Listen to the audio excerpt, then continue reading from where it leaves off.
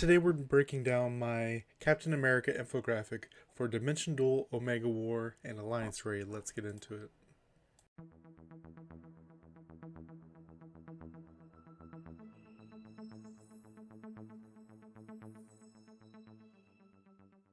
What's going on, guys? Kigerr here, and today we're talking about my Captain America infographic. This is on my Discord, the link is down below, and it is last patch, but everything on it still holds true right now.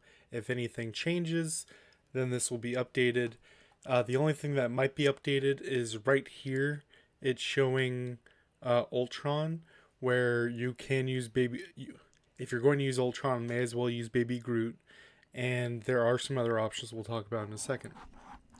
So for armor sets, I have Steampunk and Dark Domain. Those are the shield absorption type skills.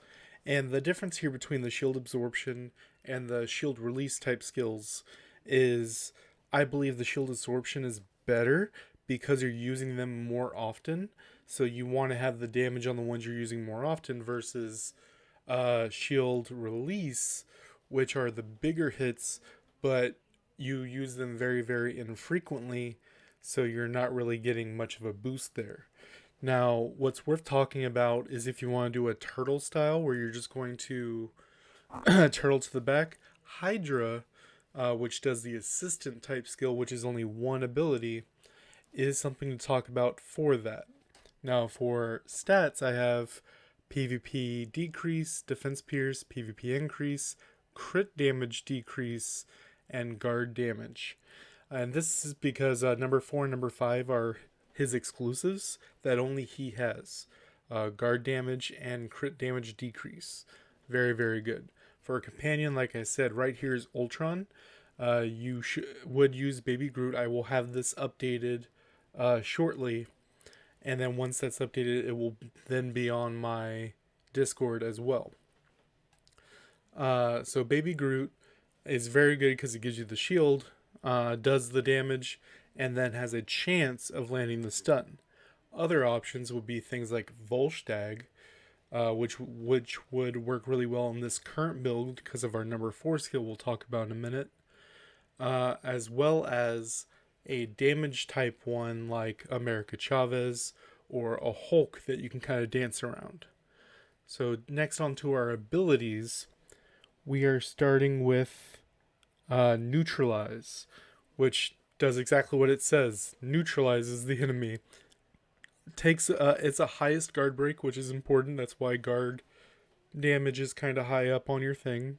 It is a vibranium release that you do use often, but the damage is so low that it really doesn't matter.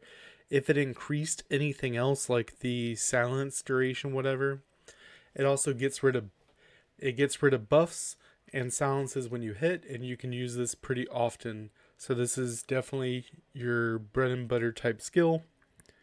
Then we have Spearhead Forefront. You have several options in this slot. 3 of the dashes are good. I prefer this one because you're untargetable for longer because you're doing the 2 dashes. Then we go into Reporting for Duty Shield Slice, which does the bleed, which we'll need for a spec in a minute. But you have the option of doing the double guard damage if flying. No one really flies a lot in Dimension Duel, but you can catch a Witch or a Spider-Man out of place with it, which would be interesting. Then we talk about Captain's Leadership. This is the assist type skill. On this, I have it as the heal instead of something else. All 3 different good options here. You have the heal, the shield, and the taunt. The taunt would be a general purpose one, which you can definitely use that. I like the heal matched with the Ultron shield, which it would then be the Baby Groot shield. Because if you use a shield when you already have a shield, they replace each other. But depending if it's the same color, which is a whole different thing on its own. But his shield does not work with Ultron or Baby Groot. So this ability right here heals you and then gives you HP recovery stat which would also work with Volstagg because he heals you over time. But there's an issue right now because in this last patch they stopped individual effects from going past 15% like that. So Volstagg will just stop at 15% heal, making him kind of useless, right? And then the taunt is general purpose. Shield.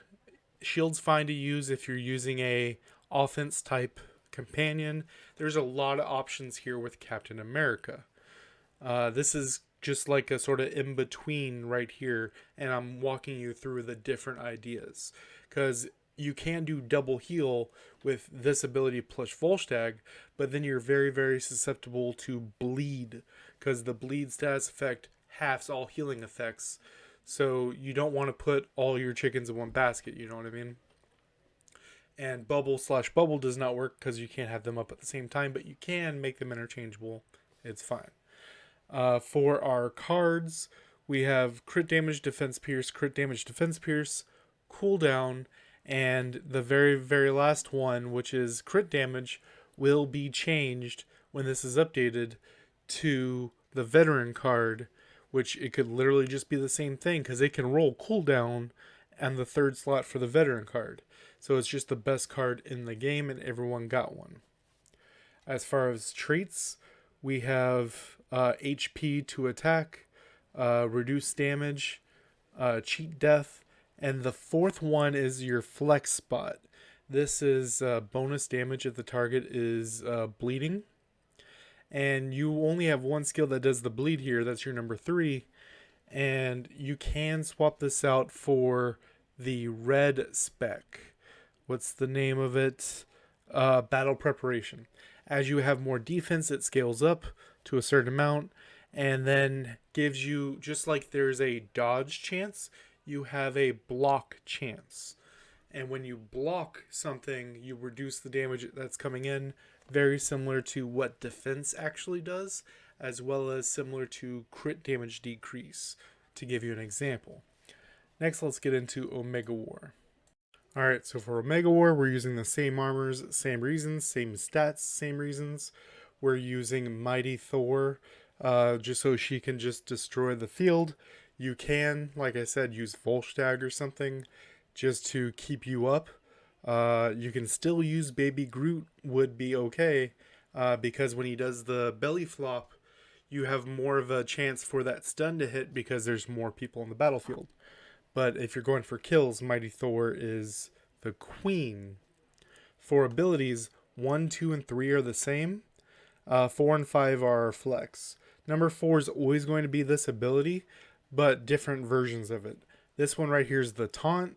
Taunt's value goes up as you have more targets.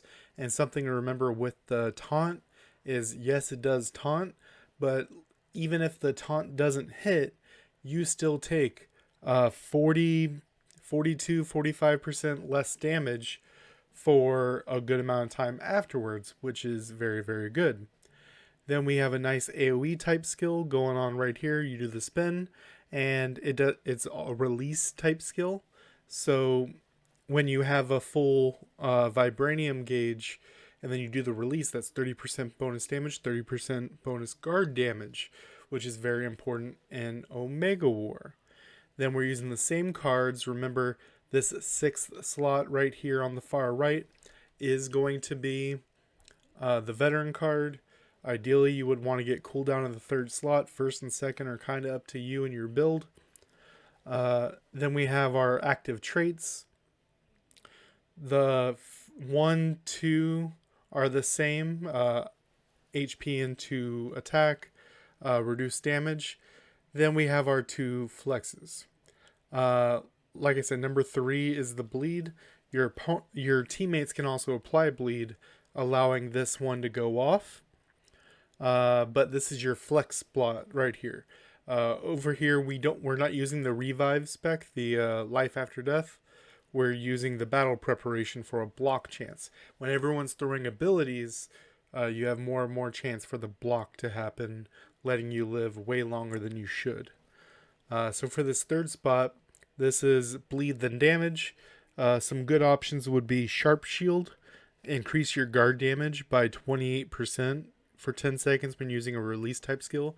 You're using 2 release type skills, so if this falls into your thing, it's definitely going to happen. Uh, Remember, guard damage is your 5th stat that you're going after. What you can do is change this third one right here for Sharp Shield. And then what you would do is change number 3 of your abilities to the double damage if flying, and then you literally one shot them out the air. They're down on the ground, and that's what happens a lot of the time that you'll see. Another interesting one is people talk about the situation assessment, which is decreased status effects on you. It sounds good on paper, but the things it's going to affect, if you're getting hit by something, if you're cocooned and you're cocooned for, 50% less, you're still probably dead. So I would just much rather not have it happen at all. Next, let's get into Alliance Raid. Alright, so the Alliance Raid one right here is not a set it and forget it kind of thing. You do get, you'll get like 30% of the power if you do auto. But this build, because of how some of the traits works with some of the abilities, if you're playing it yourself, you will get a lot more out of it, and let me explain. Armors are the same. Stats, we're doing defense, pierce, supervillain damage, stamina recovery, because you're going to cost a lot of stamina here, because Alliance Raid is just a boss and you got to wail on it. Crit damage and total damage. Then we're using Punisher. For your personal damage, Punisher is the best companion possible. Chavez being in close number 2. If you're trying to do for the team, you have things like Athena, Kate Bishop, Cersei, Athena, things like that. But if I have Athena down on us and then you cast Athena, all that's going to happen is you're going to rewrite my Athena, regardless of which one's stronger. So having a number of people doing the buffs and debuffs, everyone else should be pure damage. Next, let's get into the abilities. Using the shield slice for the bleed, which, remember, you can do the bleed as well as your teammates can do the bleed, which goes with our 4th trait. Then we're still using the same dash because it does the most damage. Then instead of neutralization, we're using subdue for number 3, which is a buttload of damage, high guard break. Remember that Punisher also has high guard break, so if you just still have guard break from chest or whatever, that's going to help Punisher break their guard, and Punisher burns them when he breaks their guard, making Punisher even more good on guard break type champions. Then number 4, this is just like if people are bringing in alts to hit the requirements or whatnot, Captain's Patience for the shield on people, that's a good option. If you're not having trouble with things like that, then you can go for another damage type skill. Probably something like not the bleed, but the shield throw type skill that reduces their defense, which could help your allies out. Last is a pet favorite of mine, but it definitely works here, and that is combat proficiency disruptive strikes. This is a really quick slam with the shield. Punch, slam with the shield. It's very quick, very low cooldown, high guard break, and what happens here is it is our one hand-to-hand combat skill, and that's going to come here in the specializations. So first we have Bravery, which is the one I'm talking about. Increases damage of the first skill used within 6 seconds after using hand-to-hand combat type skill by 35% with no cooldown. So what happens is punch, punch, use a big skill, punch, punch, use your next skill, punch, punch. If you're weaving in the punches, you're doing 35% bonus damage on whatever your next skill is. which really does a bunch of work once you try it. Then regroup. You'll notice this wasn't in the other ones, but this can be a stark because Alliance Raid really is a damage race. You do as much damage as possible. Regroup is a damage type thing here, which is 50% chance to absorb 25% gauge upon using an absorption type skill. They always do 25%, so every 4 you get a release. This gives you a 50% chance every time you use it to make it 50. So every 2, generally it would be 2.5 or 3, then you would have a release instead of every 4. So reducing it by 1 to 1.5 skills per rotation to have your release, especially with the punch, one that we just talked about, as well as the bleed, which is at the end, then you're going to have a really, really big subdue, which is your number 3. Then we have defense into attack, Vanguard. Last but not least is the one we talked about before, spot weakness. Increase damage dealt to bleeding targets by 30%.